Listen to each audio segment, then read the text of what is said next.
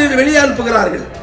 அதை புரிந்து கொண்ட புரட்சி தலைவி அம்மா அவர்கள் தமிழகம் முழுவதும் 1ஆம் வகுப்பிலிருந்து 12ஆம் வகுப்பு வரை அனைத்து குழந்தைகளுக்கும் இலவசமாக விலையில்லாத புத்தகத்தை கொடுத்தார், நோட்டை கொடுத்தார், பேனா கொடுத்தார், பென்சில் கொடுத்தார், ரப்பர் கொடுத்தார், செருப்பு கொடுத்தார், அதை எடுத்து செல்வதற்கு பையும் கொடுத்தார். கருணாநிதி நிதியை ஒதுக்கினார், நிதியை ஒதுக்கி செலவும் செய்தார். செலவு செய்த பின்பு அது முடியாத ஒரு திட்டம் என்று கைவிட்டு விட்டார். செலவு செய்தது நட்டம். ஆனால் அதே திட்டத்தை புரட்சி தலைவி அம்மாவுடைய சிந்தனையை உதித்து அதை வெற்றி பெற செய்திருக்கிறார் என்று சொன்னால் எவ்வளவு பெரிய திறமைமிக்க சிந்தனை உள்ள தலைவர் புரட்சி தலைவி அம்மா. ஜெயிச்சு மறைஞ்ச பின்னாடி அதை முறைப்படுத்தி சட்ட ரீதியாக செயல்பாட்டுக்கு கொண்டு வந்தது நம்முடைய கழகத்தினுடைய பொதுச் செயலாளர் எடப்பாடியார். ஆனா எது சொல்றாங்க இந்த விஷயத்துல எங்களுடைய தலைவர் கருணாநிதி, அது சொல்றாள் யாருன்னா துரைமுருகன். இவ்வளவு கஷ்டத்துல இவ்வளவு கடன் வாங்கி 4000 கோடி ரூபாய் மருத்துவக் கல்லூரியை உருவாக்கிய உன்னத தலைவர் எடப்பாடியார். நீ என்ன கொண்டு வந்த இந்த 4 வருஷத்துல? இன்னைக்கு 9,29,000 கோடி கடனோடு கடன்கார மாநிலமாக இருக்கிற தமிழகத்தை உருவாக்கியவர் இன்றைய முதலமைச்சர் மு.க. ஸ்டாலின். நாங்க மத்திய அரசு எங்களுக்காக கொடுக்கணும், அவன் கொடுத்துட்டான். அடிமை இல்ல. யாரை எப்படி பயன்படுத்த வேண்டும், யாரை எப்படி வழிக்கு கொண்டு வர வேண்டும், யாரை எப்படி வைத்து பணத்தை பெற வேண்டும் என்று ஆடுற மாட்டை ஆடி கறக்கிறதும் பாடுற மாட்டை பாடி கறக்கக்கூடிய திறமை மிக்க ஒரு தலைவர் எடப்பாடியார்.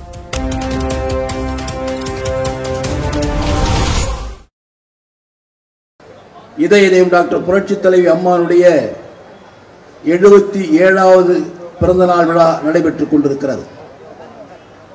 இதயம் டாக்டர் புரட்சி தலைவி அம்மா அவர்கள் இல்லை என்று சொன்னால் பேரறிஞர் அண்ணா அவர்களுடைய கொள்கைகளை ஏற்று இதயம் டாக்டர் புரட்சி தலைவர் எம்ஜிஆரால் உருவாக்கப்பட்ட அனைத்து இந்திய அண்ணா திராவிட முன்னேற்ற கழகத்திற்கு எதிர்காலம் இல்லாமல் போயிருக்கும்.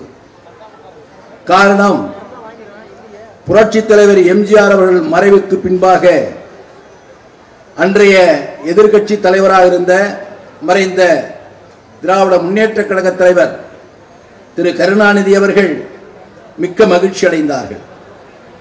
அரசியல் ரீதியாக வீழ்த்த முடியாத ஒரு எதிரி இயற்கையால் இன்று மறைந்ததால் நமக்கு நிரந்தர எதிரி ஒருவர் இல்லாமல் போய்விட்டார்.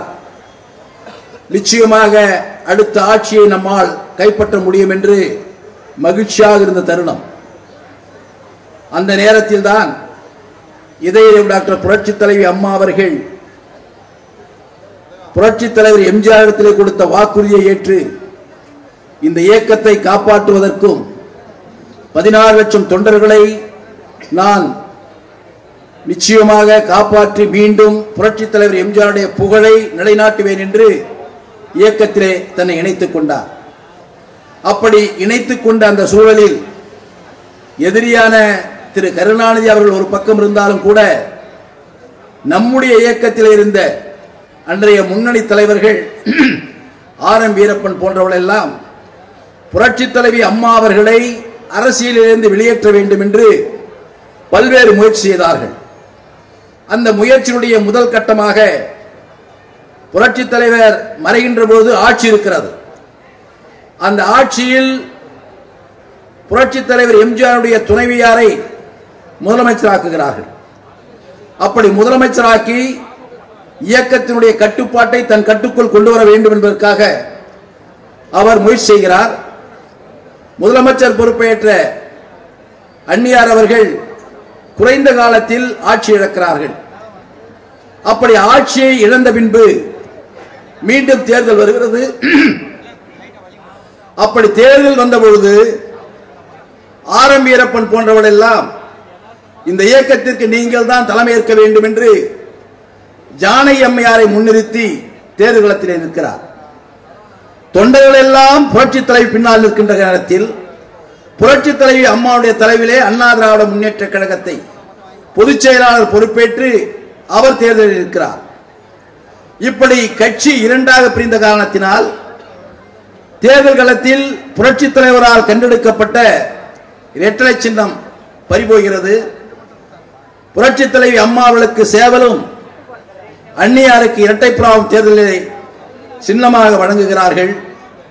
அப்படி வழங்கி தேர்தல் களத்தில் நின்ற பொழுது உண்மையான அண்ணா திராவிட முன்னேற்ற கழகத்தினுடைய தலைவர் யார் ஏற்க வேண்டும் என்பதை வாக்களித்த வாக்காளர் பெருமக்கள் இதயம் டாக்டர் புரட்சி தலைவி அம்மா அவர்கள் தான் இந்த இயக்கத்தினுடைய எதிர்காலம் என்பதால் வாக்களித்தார்கள். ஆனால் அன்று புரட்சி தலைவி அம்மா அவர்களை வீழ்த்த வேண்டும் என்று முயற்சி செய்தவர்கள் அந்நியார் அவர்களை நிலைநிறுத்தி எதிர்த்து போராடுவதற்கு முயற்சி செய்தார்கள்.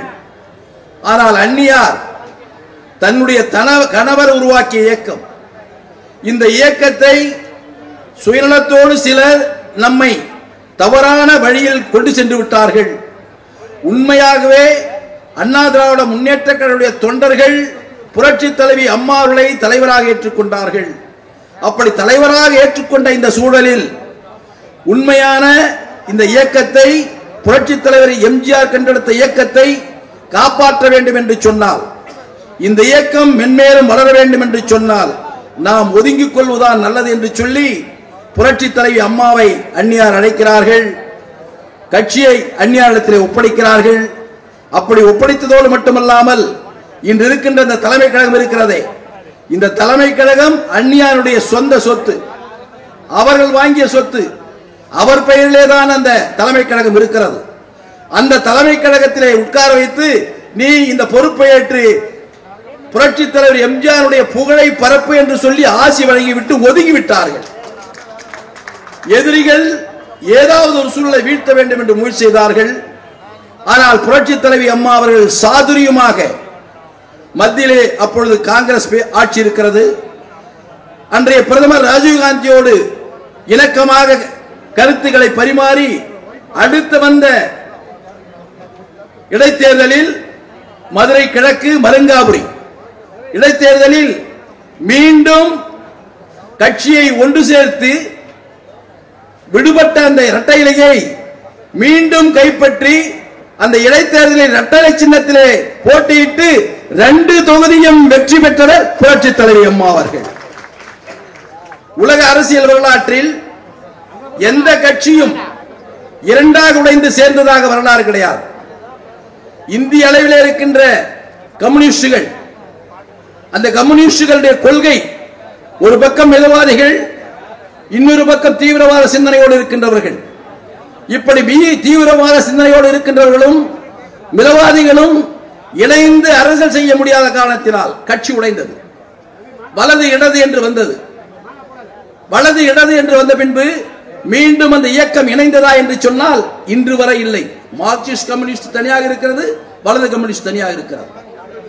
அதே போல்தான் 100 ஆண்டுகளுக்கு மேலாக பயணம் செய்த காங்கிரஸ் பேரியக்கம், அந்த காங்கிரஸ் பேரியக்கம் காமராஜர் அவர்கள் வளர்த்த பேரியக்கம், அன்னை இந்திரா காந்தி அவர்கள் இருந்த காலத்தில் ஆட்சியை பிரதமர் பதவியை கொடுத்த பின்பும் கூட இரண்டாக உடைந்தது. உடைந்த காங்கிரஸ் மீண்டும் இணைந்ததாக வரலாறு இல்லை.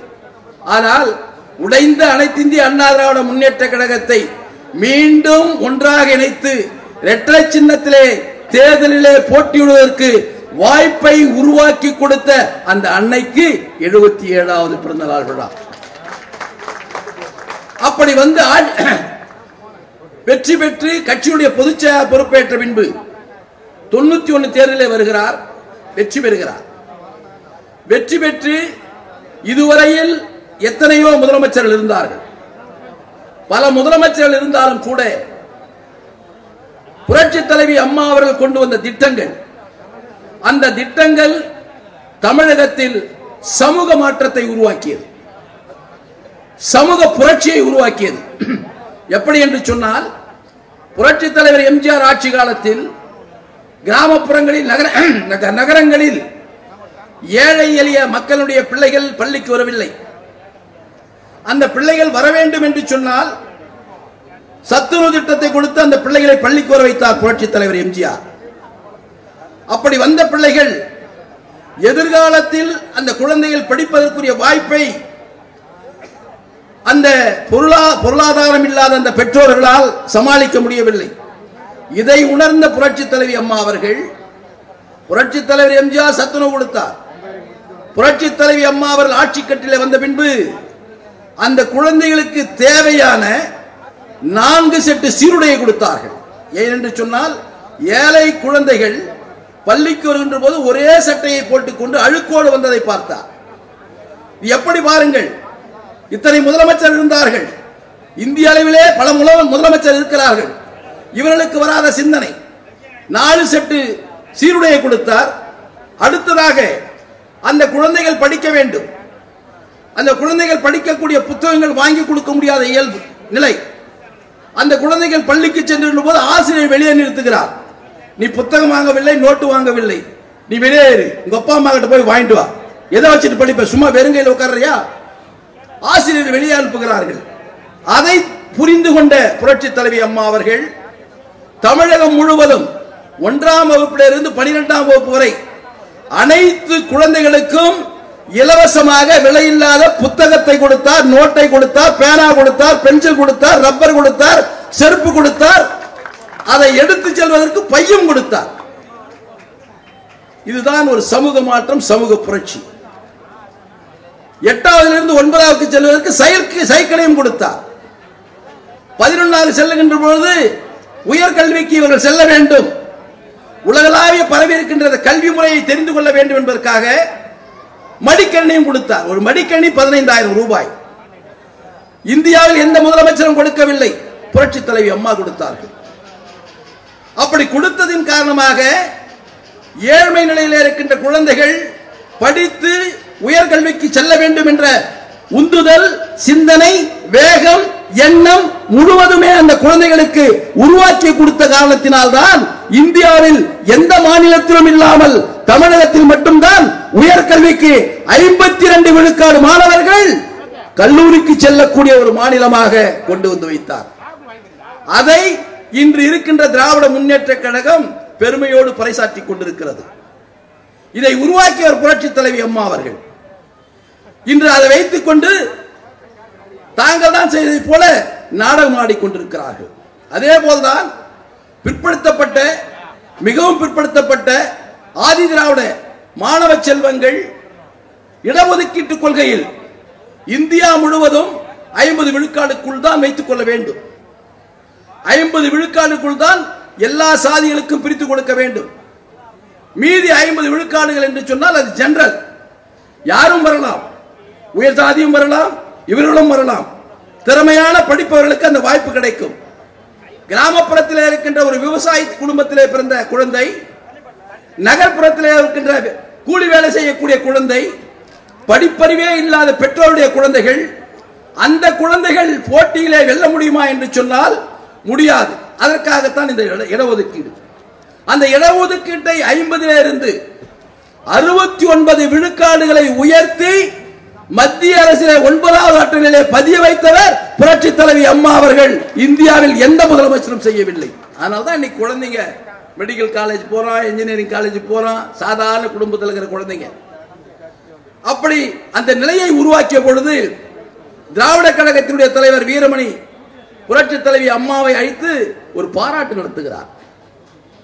கொள்கை ரீதியாக நிறைய வேறுபாடுகள் இருக்கலாம், அவர் திராவிட முன்னேற்ற கழகத்தினுடைய அனுதாபி. அப்படி அனுதாபியாக இருந்தாலும் கூட தந்தை பெரியார் கண்ட கனவை, தந்தை பெரியார் எண்ணிய எண்ணத்தை பேரறிஞர் அண்ணா சட்டமாக கொண்டு வர வேண்டும் என்று செய்த முயற்சியை புரட்சி தலைவர் எம்ஜிஆர் 50 விழுக்காடுக்கு உயர்த்தி விட்டு சென்ற அந்த பணியை புரட்சி தலைவி அம்மா அவர்கள் 69 விழுக்காடுகள் உயர்த்திய காரணத்தினால் திராவிட கழகத்தினுடைய தலைவர் வீரமணி அவர்கள் புரட்சி தலைவி அம்மாவை அழைத்து பட்டம் கொடுக்கிறார். என்ன பட்டம் என்று சொன்னால் சமூக நீதி காத்த வீராங்கனை. இது கருணாநிதிக்கு கிடைக்கவில்லை. கருணாநிதி பேசிக் கொண்டிருக்கிறாரே, திராவிட கழகத்தினுடைய தலைவர் வீரமணி கருணாநிதிக்கு கொடுக்கவில்லை, மாறாக புரட்சி தலைவி அம்மாவுக்கு கொடுக்கிறார் என்று சொன்னால் உண்மையான திராவிட சிந்தனையோடு செயல்பட்ட ஒரு தலைவர் புரட்சி தலைவி அம்மா என்பதை இங்கே தெரிவித்துக் கொள்ள விரும்புகிறேன். இப்படிப்பட்ட தலைவருக்குத்தான் நாம் விழா எடுத்துக் கொண்டிருக்கிறோம். 16 ஆண்டு காலம் முதலமைச்சராக இருந்தார். சென்னை மாநகரில் குடிநீர் பிரச்சனை, இந்த குடிநீர் பிரச்சனைக்காக திராவிட முன்னேற்ற கழக தலைவர் மறைந்த முன்னாள் முதலமைச்சர் திரு கருணாநிதி அவர்கள் ஆட்சி பொறுப்பில் இருந்த பொழுது வீராணத்திலிருந்து தண்ணீர் கொண்டு வருகிறேன் என்று சொல்லி ஒரு திட்டத்தை அறிவித்தார். டெண்டர் கூட விட்டார். டெண்டர் விட்டு பெரிய பெரிய குழாய்கள் எல்லாம் கொடுத்தார். அதிலே பெரிய ஊழல். கடைசியில் என்ன சொல்லிவிட்டார்? அது அந்த வீராண நீர் கொண்டு வர முடியாது, அதிகாரிகள் முடியாது என்று சொல்லிவிட்டார் என்று அந்த திட்டத்தையே கைவிட்டு விட்டார். பல நூறு கோடி ரூபாய் செலவு செய்து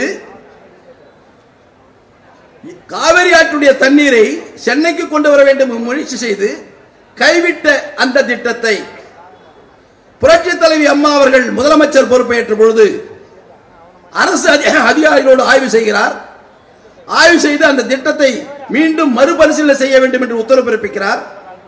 ஏனென்று சொன்னால் சென்னை குடிநீர் தட்டுப்பாடு மிக அதிகமாக இருந்த நேரம்.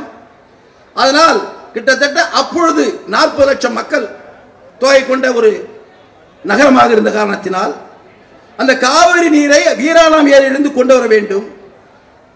அதிகாரிகளை வைத்து உடனடியாக செயல்படுத்துகிறார். செயல்படுத்தி 180 mld தண்ணீர், 180 mld தண்ணீர் எவ்வளவு என்று சொன்னால் 18 கோடி லிட்டர் தண்ணீரை சென்னைக்கு கொண்டு வந்த மகத்தான தலைவி புரட்சி தலைவி அம்மா. கருணாநிதி முயற்சி செய்தார். கருணாநிதி திட்டத்தை போட்டார்.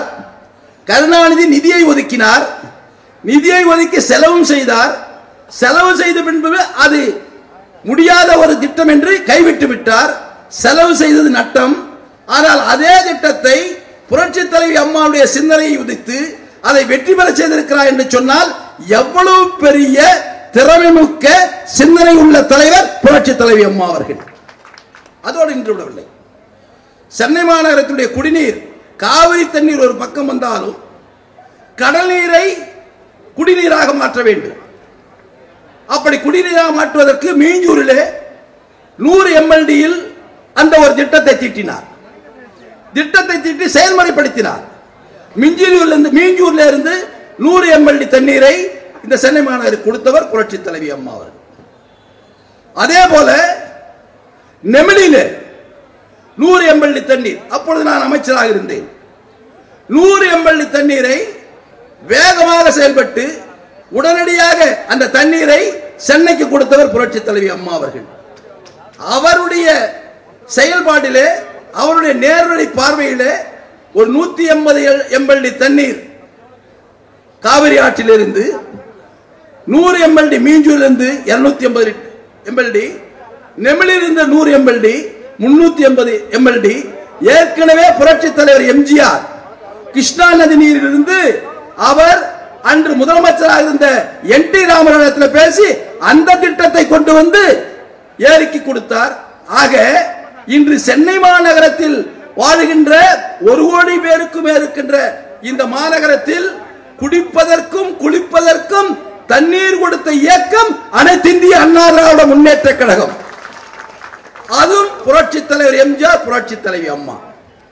அதோடு இன்று புரட்சி தலைவி அம்மா அவர்கள் தேர்வாகண்டிகை பக்கத்தில் 320 கோடி ரூபாய் செலவு செய்து ஒரு ஏரியை, ஒரு நீர்த்தேக்கத்தை உருவாக்கி கொடுத்தார்கள்.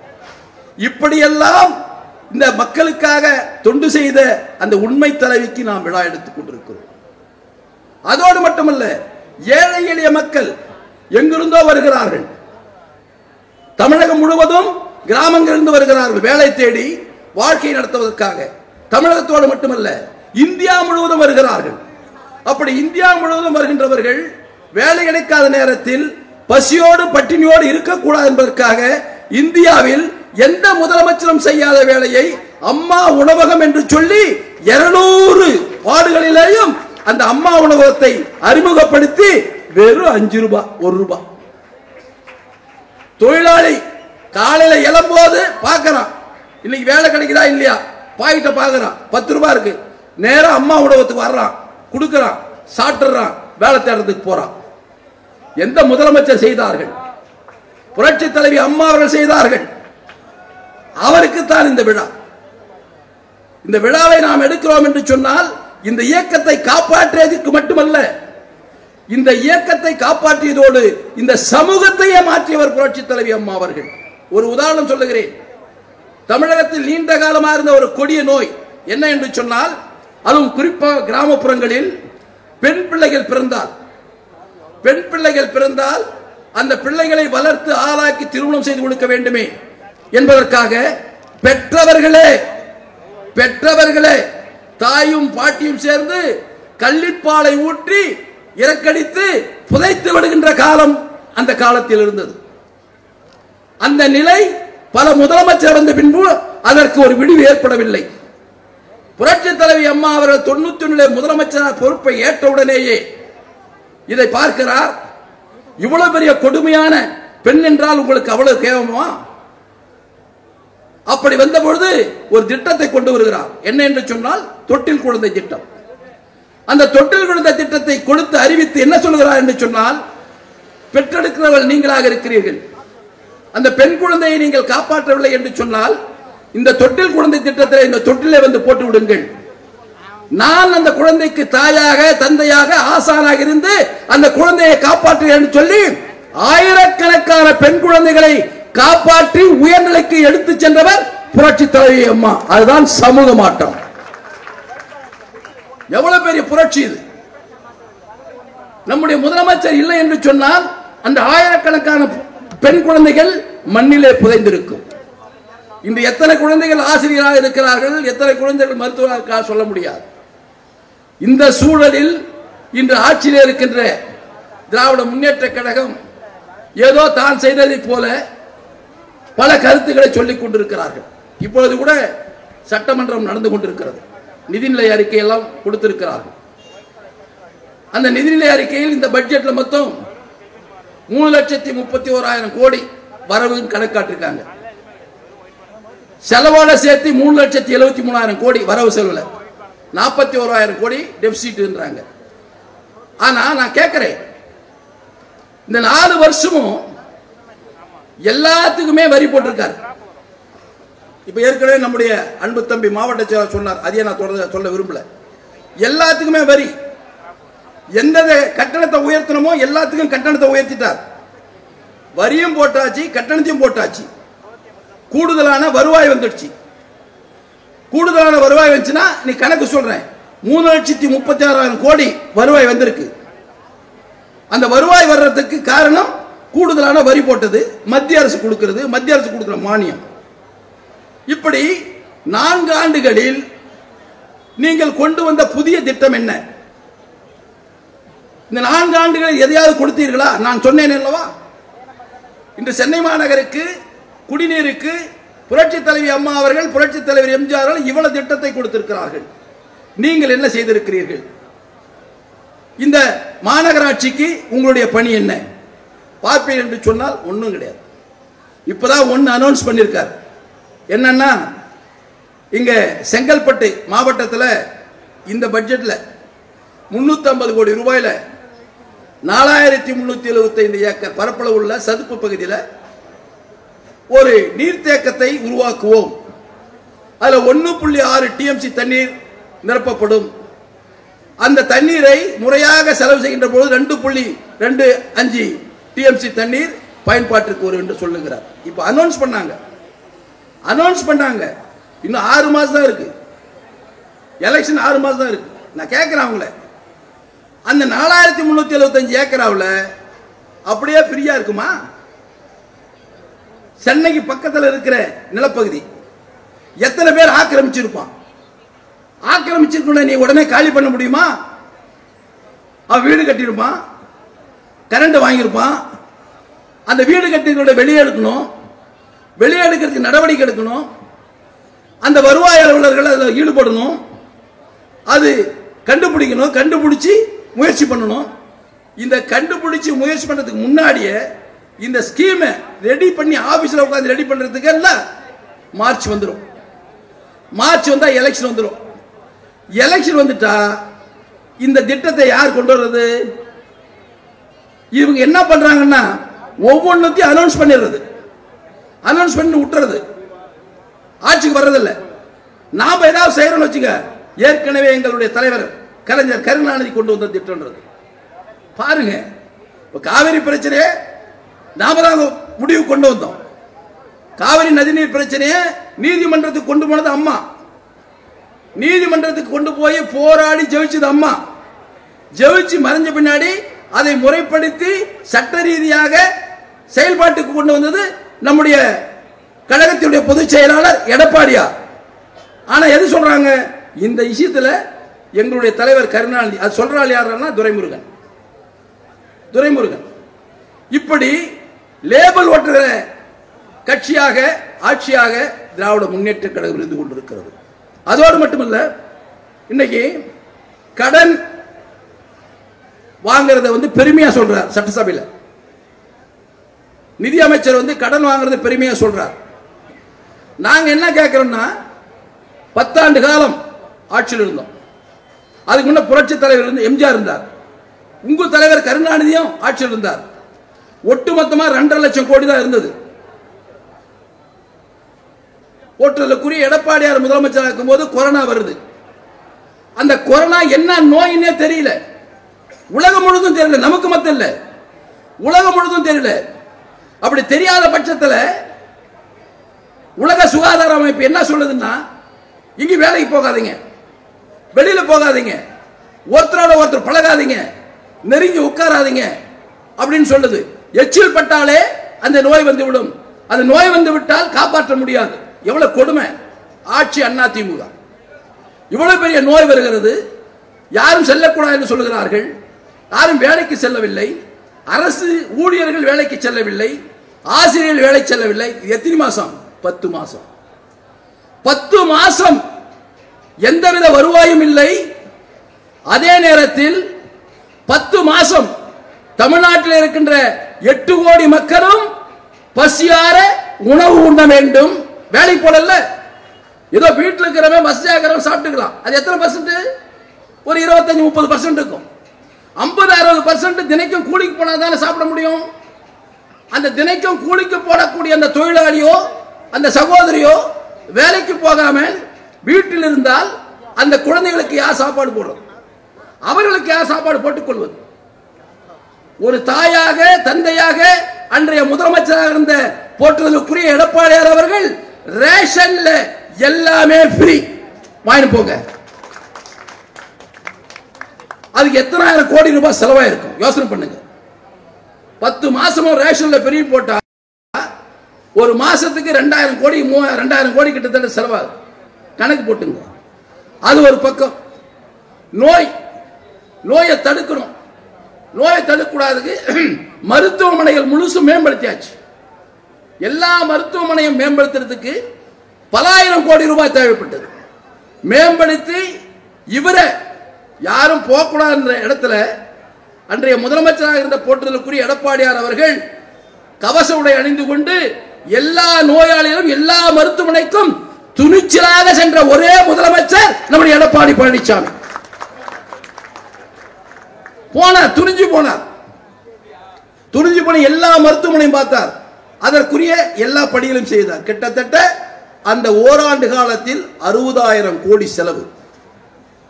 வருவாய் வருகின்ற 60,000 கோடி வராமல் புதியதாக கடன் வாங்கி 60,000 கோடி செலவு பண்ணதனால் அப்பொழுது 2 லட்சம் கோடி கடன்.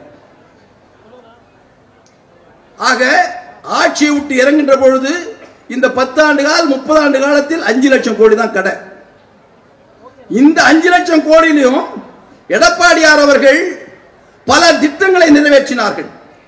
என்னன்னா, ஒரே ஆண்டுல 11 மருத்துவக் கல்லூரியை தமிழ்நாட்டிற்கு கொண்டு வந்த ஒரு மகோன்னத தலைவர் நம்முடைய எடப்பாடியார். 11 மெடிக்கல் காலேஜ். தமிழ இந்தியாவில் எத்தனையோ முதலமைச்சர் இருக்கிறான், ஒன்னு கூட கொண்டு வரல. இவன் சொன்னான், நம்மள ஸ்டாலின் அந்த திமுக தலைவர்லாம் சொல்லுவான், அடிமை அடிமை, பிஜேபி அடிமை. நாங்க அடிமை இல்லையா, ராஜதந்திரிகள். நீங்க அடிமை அடிமைன்னு சொல்லிட்டு இன்னைக்கு கல்வியில 2500 கோடி ரூபாய் மத்திய அரசு கொடுக்கலன்னு சொல்லிட்டு இருக்கீங்களே. அதே மாதிரி 100 நாள் வேலை திட்டத்துக்கு 3796 கோடி ரூபாய் மத்திய அரசு கொடுக்கலன்னு பட்ஜெட்ல வருது. என்ன காரணம்? நீ ஒரு மாநில அரசுடைய முதலமைச்சர், மத்திய அரசு போயிட்டு வாங்கணும்ல, உங்க அதிகாரி என்ன பண்றான்? ஆனா எங்க முதலமைச்சர் இருக்கும்போது தினக்கு ஒரு சாதாரண முதலமைச்சர், நீயாவது ஒரு முதலமைச்சர் மகன், உனக்கு ஏற்கனவே அனுபவம் இருக்கு, துணை முதலமைச்சரா இருந்திருக்கிற, துணை முதலமைச்சரா இருந்து முதலமைச்சர் செய்யக்கூடிய வேலையெல்லாம் அப்படி செஞ்சுட்ட. 2006 2010 செஞ்ச. எங்கால அப்ப சாதாரண சட்டமன்ற உறுப்பினர்,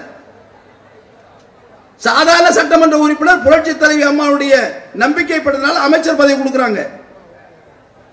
எங்க மாதிரி அவரும் ஒருத்தர் முதலமைச்சர் பொறுப்பேற்கிறார். 11 மருத்துவக் கல்லூரியை கொண்டு வந்திருக்கார். எப்படி கொண்டு வர முடியும்? அந்த மருத்துவக் கல்லூரியை உடனடியாக கட்டிட்டார், கட்டி மாணவனை சேர்த்துட்டார். அதுக்கு 4000 கோடி. இவ்வளவு கஷ்டத்துல இவ்வளவு கடன் வாங்கி 4000 கோடி ரூபாய் மருத்துவக் கல்லூரியை உருவாக்கிய உன்னத தலைவர் எடப்பாடியார். நீ என்ன கொண்டு வந்த இந்த 4 வருஷத்துல? அவரு 4 வருஷம் தான் இருந்தார், நீ 4 வருஷம் இருக்க. அந்த 6 வருஷத்துல 11 மெடிக்கல் காலேஜ் கொண்டு வர எடப்பாடியார். அத்திக்கடவு அவிநாசி திட்டம் காங்கிரஸ் கால காமராஜர் காலத்திலிருந்து கேட்டுக்கிறாம அங்க இருக்கிற விவசாயி, அது பெரிய கால்வாய் திட்டம். காமராஜர் காலத்திலிருந்து கேட்ட அந்த திட்டத்தை எந்த முதலமைச்சர் காமராஜரும் பண்ணல, பக்தவச்சலும் பண்ணல, கருணாநிதியும் பண்ணல, ஏன் நம்ம தலைவரும் பண்ணல, அம்மாவும் பண்ணல. எடப்பாடியார் பார்க்கிறார், பார்த்துட்டு என்ன அந்த அந்த ரத்தம், அந்த ரத்தம் என்ன ரத்தம்னா விவசாய ரத்தம். ஏர் ஓட்டுறது, கலப்பையை பிடிக்கிறது, மண்ணை பிசைக்கிறது, நெல் பயிர் நடுறது. அந்த நெல் பயிர் நட்டு தண்ணி இல்லாததான் அது காஞ்சிச்சுன்னா, அது போச்சுன்னா அந்த விவசாயி அவனுடைய மன வேதனை என்னன்னு நம்ம எடப்பாடிக்கு தெரியும். தெரிஞ்சதுனால என்ன பண்ணாரு? 1160 கோடி ரூபாய் எஸ்டிமேட், 1 ரூபாய் 2 ரூபாய் இல்ல, 1160 கோடி ரூபாய் திட்டத்தை தீட்டி அந்த அத்திக்கடவு அவிநாசி திட்டத்தை முழுமையா நிறைவேற்றியவர் எடப்பாடி பழனிசாமி. இந்த 4 வருஷத்துல செஞ்சிருக்கார். இதெல்லாம் மைல்கல். இது எல்லா ஆட்சி காலத்திலும் கேட்டது, எல்லா முதலமைச்சரும் செய்யல. இந்த முதலமைச்சர் செஞ்சிருக்கார். 11 மருத்துவக் கல்லூரி கொடுத்திருக்காரு, அத்திக்கடவு அவிநாசி திட்டத்தை கொடுத்திருக்காரு. அதே மாதிரி விவசாயிகள் அவர்களுக்கு தேவையான அனைத்து வசதிகளும் செய்து கொடுப்பதற்காக கால்நடை மருத்துவ பூங்கா கிட்டத்தட்ட 1100 ஏக்கர் நிலத்துல 1000 கோடி ரூபாய் செலவு பண்ணி, ஆசியாவிலே அது மாதிரி ஒரு திட்டம் வேற எங்கேயும் கிடையாது, ஆசியாவிலே கிடையாது, அது கொண்டு வந்தார். அதை நீ ஒழுங்கா செய்யல. இப்படி ஒவ்வொன்னா சொல்லிட்டே போலாம், ஒவ்வொன்னா சொல்லிட்டே போலாம். நீ என்ன செஞ்ச இந்த 4 வருஷத்துல? நீ செஞ்சது இந்த 4 வருஷத்துல வருஷத்துக்கு லட்சம் ரூபான்னு சொல்லிட்டு இன்னைக்கு 9,29,000 கோடி கடனோட கடன்கார மாநிலமாக இருக்கிற தமிழகத்தை உருவாக்கியவர் இன்றைய முதலமைச்சர் மு.க. ஸ்டாலின். 4,30,000 கோடி ரூபாய் இவர் வந்த பின்னாடி கடன் இருக்கு. இவ்வளவு கடன் வந்த பின்னாடி நீ என்ன செஞ்ச திட்டத்தை? ஒண்ணுமே செய்யலையே. வரியை ஏத்தன, கட்டணத்தை ஏத்தன, வருவாய் வந்தது, மத்திய அரசுல வருவாய் வந்தது, மாநில மத்திய அரசினுடைய மானியம் வந்தது. இவ்வளவு வந்தும் கூட எதையும் செய்யலன்னா அப்பொழுது உன்னுடைய ஆட்சி செயலிழந்த ஆட்சி.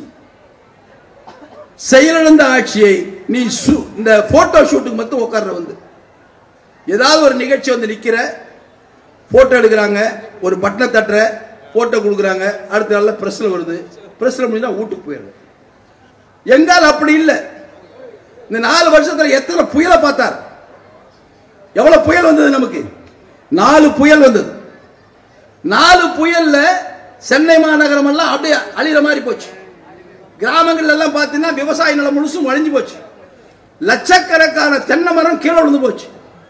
இவ்வளவு பாதிப்பு ஏற்பட்டா கூட எல்லா பாதிப்புக்கும் நிவாரணத்தை வழங்கியவர் எடப்பாடியார். எங்க வந்து பணம்? ஒரு ஹெக்டர் நிலத்துக்கு பாதிக்கப்பட்டது 20,000 ரூபாய் கொடுக்கிறார். 20,000 நீ எப்ப கொடுக்கிற? 4,000 கொடுக்கிற. 20,000 எங்க, 4,000 எங்க? என்ன ஆட்சி செய்யற? என்ன ஆட்சி செஞ்சிட்டு இந்த மக்களை ஏமாத்திட்டு இருக்கிற? சொல்ற திராவிட மாடல் ஆட்சின்னு சொல்ற. என்ன திராவிட மாடல் ஆட்சி? மக்களுக்கு தொண்டு செய்யணும். எங்களை அடிமன் சொன்னல. இன்னைக்கு இதே சென்னையில் 2வது பேஸ் மெட்ரோ, 2வது பேஸ் மெட்ரோவை எடப்பாடி முதலமைச்சரா இருக்கார். மத்திய அரசு கூட்டு உட்கார வைக்கிறார். ஸ்டேட் கவர்மெண்ட் ஃபண்ட் நான் கொடுக்கிறேன், மத்திய அரசு கவர்மெண்ட் கொடு.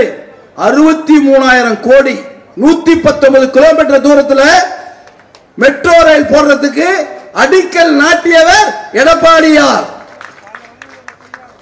ஆட்சி போச்சு. நீ என்ன செஞ்ச? எவ்வளவு நாள் போராடின?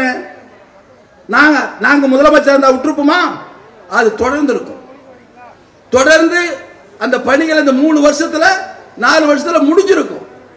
இன்னைக்கு நீ சண்டை பிடிச்சிக்கிட்டு, நீ உனக்கு கைலாகாத்தனமா விவகாரம் பண்ணிக்கிட்டு, சென்ட்ரல் கவர்மெண்டோட மோதிக்கிட்டு முட்டிக்கிட்டு, இப்போதான் அது வேற வழி இல்லை.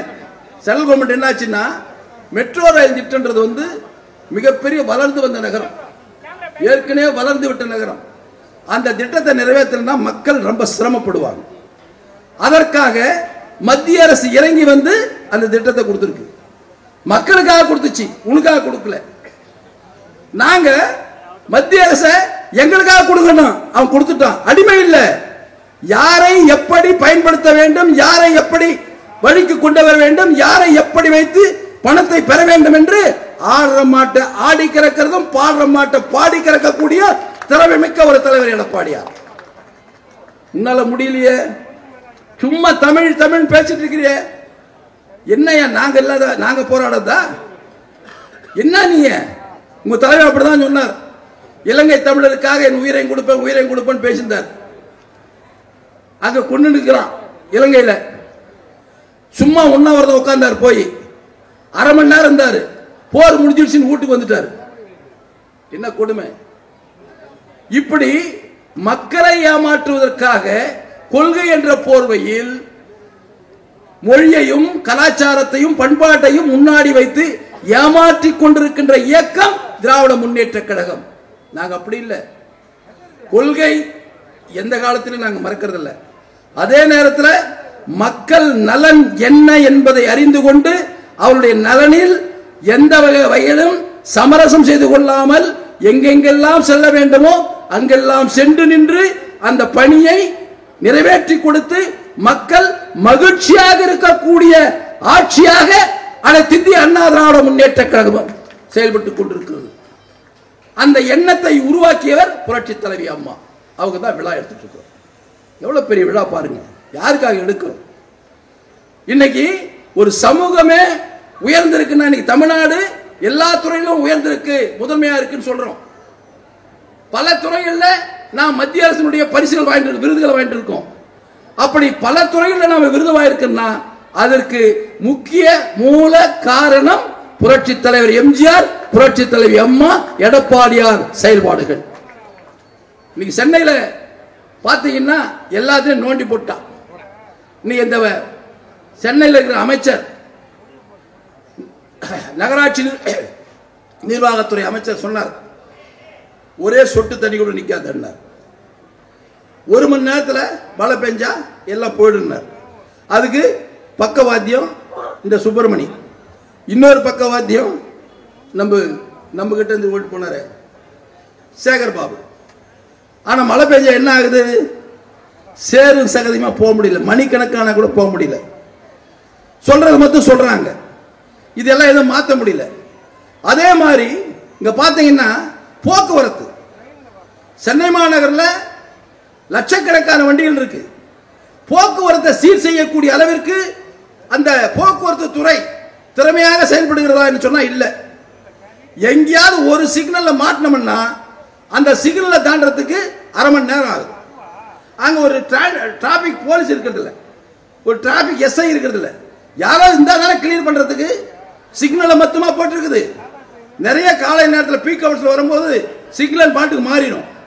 ஆனா அதே நேரத்தில் போற வண்டி போயிட்டே இருக்கும், உடனே கட் பண்ண முடியாது. அப்படியே நிறுத்தினாலும் மத்தியில் போய் மாட்டேங்குது. மத்தியில் போய் நாட்டும் போது அந்த சிக்னல் கிராஸ் ஆகும் போது அந்த வண்டி வருதில்ல. அப்படி வரும்போது கிளியர் பண்றதுக்கு கார்ல இருக்கிற இறங்கியா சொல்லுவான். கார்ல இருக்கிற இறங்கி சொன்னா கேட்பானா? யோ நீ போயான்னுவான் அந்த காக்கார, இந்த பைக்கார நீ போயான்னுவான். ஒருத்தர் மதிக்க மாட்டான், சண்டை வரும். சொல்றவன் சொன்னாதான் நடக்கும். அங்க ஒரு டிராபிக் போலீஸ் இருந்தாருன்னா நிறுத்திட்டு அவர் அனுப்பிச்சான்னா அவன் பாட்டு போயிட்டு இருப்பான். ஒரு சாதாரண நடைமுறை கூட இந்த ஆட்சியில் முறைப்படுத்த தகுதி இல்லாத ஒரு ஆட்சியாக கட்சியாக இருந்து கொண்டிருக்கிறது. மிக கேவலம். அதே நேரத்தில் இன்னைக்கு சட்டம் ஒழுங்கு கடுமையா பாதிச்சிருக்கு. சொன்னா தம்பி கொலை, சாதாரணமா கொலை நடக்குது. நீங்க சாராயம் குடிச்சா அது ஒரு வகையான போதை, பிராந்தி குடிச்சா அது ஒரு வகையான போதை. யாராவது ஒருத்தனை இதை குடிச்சிட்டு ஒரு அப்பம் வரான்னு வச்சுக்க, மகன் குடிச்சிடுறான், அப்போ வராரு, அப்பனை பார்த்துடுறான், அவனுக்கு என்ன ஆகும் தெரியுமா? நெஞ்சில திக்கணும், ஐயோ அப்போ வந்துட்டானப்பா, அந்த போதை முழுசுமே இறங்கிடும். சாராயத்துக்கும் என்ன, ஆமாங்க ஆமாங்க அதான் உண்மை, சாராயத்துக்கும் பிராந்திக்கும் இந்த தன்மை உண்டு. ஆனா அதே கஞ்சா அடிக்கிறான்னு வச்சுக்கோ, பெட்டமின்ல வேலை போடுறான்னு வச்சுக்கோ, அப்போ வரான். அவன் என்ன எப்படி தெரியுமா வரும்? அப்பனா இங்க என்னத்துக்கு வரான் பட்டு பார்த்துக்கலாம். அவனுடைய மனநிலை எப்படி மாறுது பாருங்க.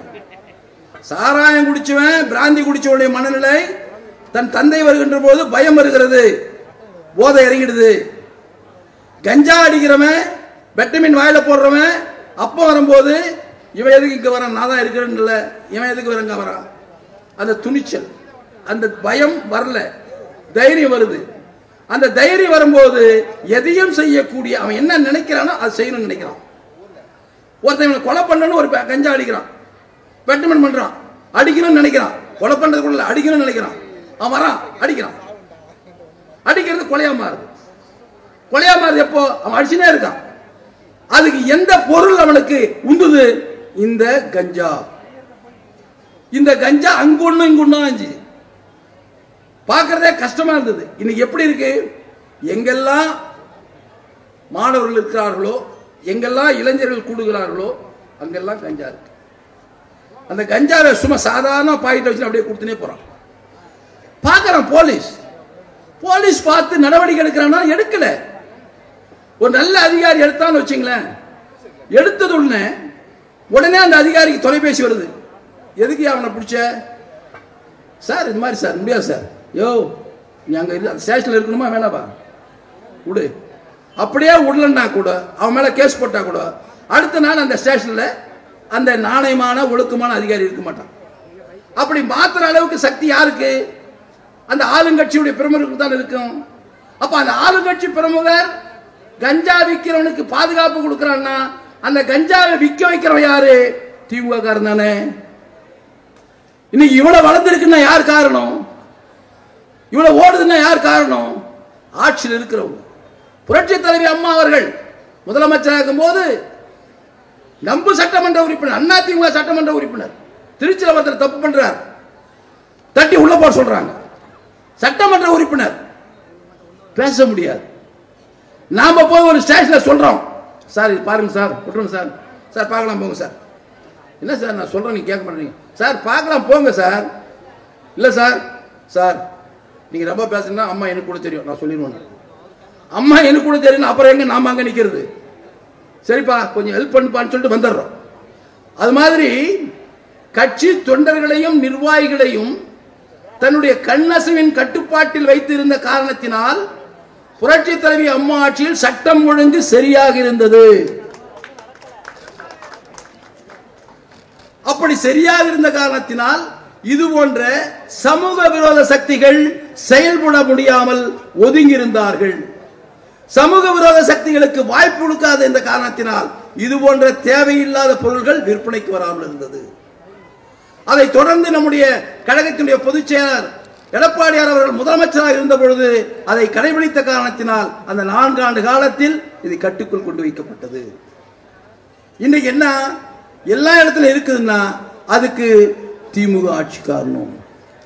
ஜாபர் சாதிக் இருக்கா, ஜாபர் சாதிக்கு வந்து அயலகத்துறையுடைய செயலாளர் திமுகவுக்கு அயலகத்துறை செயலாளரா ஒரு திமுகவில் இருக்கிறவன் அவன் எப்படி இருக்கான் பாருங்க, அவனுடைய வரலாறு பாருங்க. அவன் வெட்டமின்னு கஞ்சாவும் கடத்திட்டு இருக்கிறான். எதுல? தேங்காய் துருவுல. இவன் தப்பு பண்றது எங்க பிடிக்கிறான்? இந்தியாவில் பிடிக்கல, இந்தியாவில் பிடிக்கலங்க, ஆஸ்திரேலியாவில் பிடிக்கிறான்.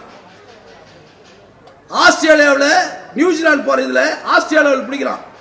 ஆஸ்திரேலியாவில் பிடிச்ச பின்னாடி எங்கிருந்து வருது இந்த பார்சல் பார்க்கறான், இந்தியாவில இருந்து வருது. இந்தியாவில் யாருன்னு இங்க மெசேஜ் கொடுக்குறான். இங்க செக் பண்ணும் போது தமிழ்நாட்டில் இருக்கிற ஜாபர் சாதிக் பண்றான் அந்த வேலையை, டெல்லியில உட்கார்ந்து பண்றான். இது இவ்வளவு தூரம் உரிமையா ஃப்ரீயா செய்யறதுக்கு என்ன காரணம்? அவன் எங்க நிக்கிறான்? பயந்து வந்து அந்த தொழிலை பண்ணானா? இல்ல. தயாநிதி எல்லாம் அந்த அவன் பையன் என்ன பேர், உதயநிதி ஸ்டாலினோட நிக்கிறான் பக்கத்துல. உதயநிதி ஸ்டாலினுடைய துணைவியாளர் சேர்ந்து படம் எடுக்கிறான். ஸ்டாலின் பக்கத்தில் நின்று பரிசு பொருள் கொடுக்கிறான். அதிகாரிகளுக்கு, காவல்துறை அதிகாரிகளுக்கு பரிசு பொருள் கொடுக்கிறான். அப்படி காவல்துறை அதிகாரிகளுக்கு பரிசு பொருள் கொடுக்கக்கூடிய ஒரு சமூக விரோத சக்திக்கு திராவிட முன்னேற்ற கழகத்தினுடைய தலைவர்கள் அடைக்கலம் கொடுக்கிறார்கள். அப்படி அடைக்கலம் கொடுக்கின்ற அந்த சூழலில் அவன் சுதந்திரமாக இந்த சமூக விரோத செயல்களை செய்கிறான். அவன் ஒரு கன்சைன்மெண்ட் 3000 கோடின்றான். ஒரு கன்சைன்மெண்ட் பிடிச்சது மொத்தம் 3000 கோடின்றான். அப்படின்னா கிட்டத்தட்ட 2 வருஷம் அவன் தொழில் பண்ணியிருக்கான். எத்தனாயிரம் கோடி சம்பாதிச்சிருப்பான். அவன் சம்பாதிக்கிறது ஒரு பக்கம் இருக்கட்டும், எத்தனாயிரம் இளைஞர்கள் இவனால் பாதிக்கப்பட்டிருப்பார்கள், எத்தனாயிரம் இளைஞர்கள் அந்த போதைக்கு அடிமையாக இருப்பார்கள், சற்று சிந்திச்சு பாருங்கள். அதே மாதிரிதான் ஞானசேகரன் அண்ணா யூனிவர்சிட்டியில தேவையில்லாத அவன் போறான். ஒரு யூனிவர்சிட்டியில் அவனுக்கு என்ன வேலை? அவன் ஸ்டூடெண்ட்ஸ் யார பேசிட்டு இருக்கிறான். அது இயற்கை, அது வயசு, அது தப்பு ஒண்ணு இல்லை. நீ அதே கண்ணோட்டத்தோட ஏன் பாக்குற? படிக்கிறத கூட உட்கார்ந்து பேசிருக்கலாம் இல்லையா? ஒரு என்ஜினியரிங் படிக்கிற பிள்ளைகளுக்கு வந்து மெச்சூர்ட் மைண்ட் வந்துருது. அந்த அந்த ஆசை அபிலாசைகள்லாம் அந்த சின்ன வயசு, இந்த +1 +2 படிக்கிறாங்க இல்லையா, அந்த வயசுல தான் வித்தியாசம் தெரியாது. நீ பாத்தீங்கன்னா ஒரு பொண்ணு ஓடி போகுதுன்னா எப்போ ஓடுதுன்னா +2 படிக்கும் போது, 10வது படிக்கும் போது ஓடி போயிடும். ஏன்னா அப்ப அந்த குழந்தைக்கு எது நல்லது எது கெட்டதுன்னு தெரியாது. அந்த குழந்தைக்கு அந்த பையனை பார்க்கும்போது அந்த பையன் அழகா இருக்கிறான், நல்லா இருக்கிறான், ஒரு ஈர்ப்பு, அந்த ஈர்ப்புல போயிடுது. ஆனா அதே குழந்தை ஒரு 2 வருஷம் போச்சுன்னா ஐயோ தப்பு பண்ணிட்டோம், சிந்திக்கிற தன்மை வந்துடுது. எது சரி எது நல்லது எது கெட்டதுன்னு தெரியுது.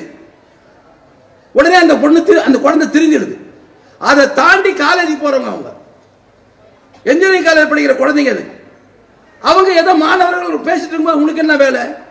அந்த பெண் பிள்ளையை மிரட்டி தேவையில்லாத அந்த குழந்தைக்கு பல இடைஞ்சல் கொடுத்து இன்னைக்கு அந்த பிள்ளைகளுடைய மனநிலையை பாதிச்சிருக்கு இல்லையா? அதுக்கு யார் அவனுக்கு உறுதியா இருக்கிறது? யார் அந்த சார்? நம்ம கேட்டோமே, அவன் திமுக உறுப்பினர், இவன் அழுதாபின்றான்.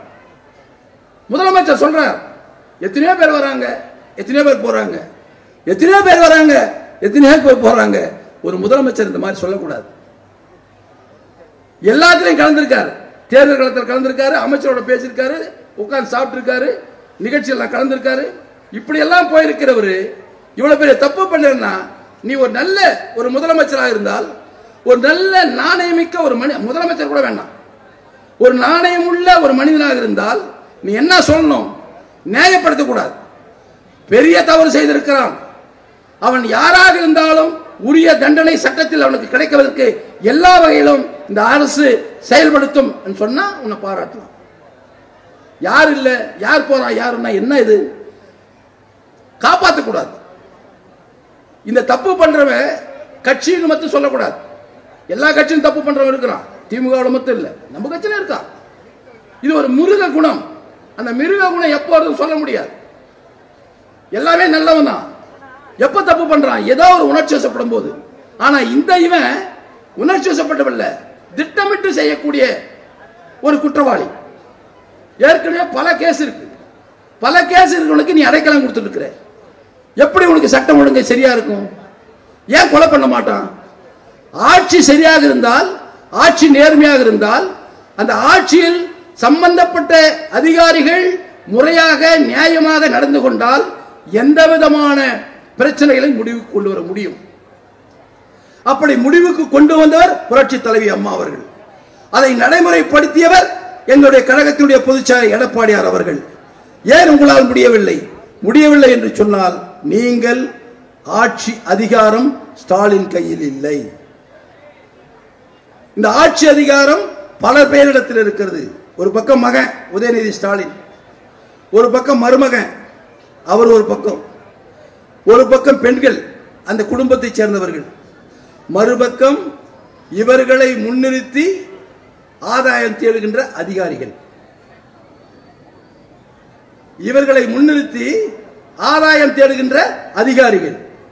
இப்படிதான் ஆட்சி நடந்து கொண்டிருக்கிறது. புரட்சி தலைவி அம்மா ஆட்சி காலத்தில் எந்த அதிகாரியின் வெளியில வர முடியாது. இன்னைக்கு பேட்டி கொடுக்கிறான், நீ மந்திரி கொடுக்கிற பேட்டியை செக்ரட்டரி கொடுத்துட்டு உட்கார்ந்துட்டு இருக்கான். அப்ப என்ன அர்த்தம்? மந்திரி கெப்பாசிட்டி இல்லைன்றது அர்த்தமா? இல்ல மந்திரியை ஓவர்லோட் பண்ணிட்டு அதிகாரி சொல்லிட்டு இருக்கானா? அதிகாரி பேட்டி கொடுக்கறானா முதலமைச்சர் அனுமதி வேணும். அந்த முதலமைச்சர் அனுமதி கொடுத்துட்டா அந்த அதிகாரி சொல்றான். அப்புறம் எப்படி அந்த மந்திரிக்கு அந்த அதிகாரி பயப்படுவான்? அந்த மந்திரி அதிகாரி கிட்ட சொன்ன அந்த அதிகாரி என்ன கேட்பான்? நான் முதலமைச்சர் பாத்துக்கிறேன் சார். இதுதான் இன்றைய ஆட்சி. இந்த ஆட்சியுடைய அவலங்கள் கொடிகட்டி பறக்கிறது. இன்னும் ஒரு கரெக்டா 12 மாசம் இருக்கு. இந்த 12 மாசத்துல நம்முடைய அன்பு தம்பி பிரான்சிஸ் மிக நேர்த்தியாக சிரத்தையோடு இங்கே இருக்கின்ற மாவட்ட செயலாளர் ஜெகதீசனோடு எல்லாம் இணைந்து மிக சிறப்பான முறையில் இதை ஏற்பாடு செய்திருக்கிறார்கள். இந்த இளைஞர் இங்கே வந்திருக்கின்ற இளைஞர்களை எல்லாம் ஒருமுகப்படுத்தி இந்த பகுதி மாவட்டத்தில் கழகத்தை இன்னும் வேகப்படுத்தி வருகின்ற தேர்தலில் எல்லா வாக்குச்சாவடிகளிலும் இது போன்ற இளைஞர்களை முன்னிறுத்தி தேர்தலை சந்திக்கக்கூடிய வகையிலே உங்களுடைய செயல்பாடுகள் இருக்க வேண்டும். இந்த இளம் வயதில் நிறைய செலவு செய்து இந்த நிகழ்ச்சியை நடத்துகிறீர்கள். உங்களை மனமாற பாராட்டி தொடர்ந்து நீங்கள் இந்த கழகத்திற்கு நல்ல பணியாற்றி இந்த பகுதி வருகின்ற தேர்தலில் அனைத்திந்திய அண்ணா திராவிட முன்னேற்ற கழகம் யார் வேட்பாளராக இருந்தாலும் வெற்றி பெறுவதற்கு நீங்கள் உறுதுணையாக இருக்க வேண்டும் என்று கூறி வாய்ப்பளித்த உங்கள் அத்தனை பேருக்கும் என்னுடைய மனமார்ந்த நன்றியினை தெரிவித்து விடைபெறுகிறேன். நன்றி, வணக்கம். செய்திகளை உடனுக்குடன் தெரிந்து கொள்ள நமது அம்மா இணையதள தொலைக்காட்சியை சப்ஸ்கிரைப் செய்து அருகில் உள்ள பெல் ஐகான்